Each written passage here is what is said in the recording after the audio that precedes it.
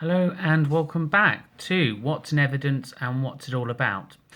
Well, when you produce your evidence, we need to make sure that you're producing it at the right level for the right qualifications. So what we've done on this site, we've given you three pieces of information. Number one, understanding the verb. When you look at the standard or any of the questions that you're given, they'll ask you simple things like to explain, justify, identify, evaluate, analyse and reflect.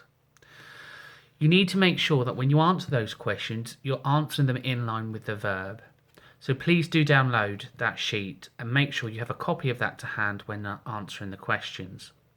You very well may answer the question correctly, but if you don't answer it in line with the verb, the assessor won't be able to accept it as sufficient evidence.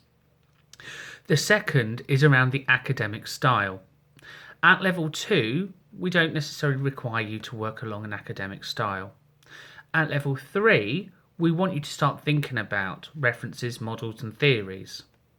And at level 5, you definitely have to show that skill set. So please use the Academic Styles Framework document to make sure that you're presenting your evidence in an acceptable format before you start. My advice and guidance to you is always do one piece of work and email it over to your assessor before you go on, and make sure that you're using that correct style, because again, you very well may have the right answer, but if you're not using the correct academic style, it'll be referred back to you. And finally, it's the level descriptors.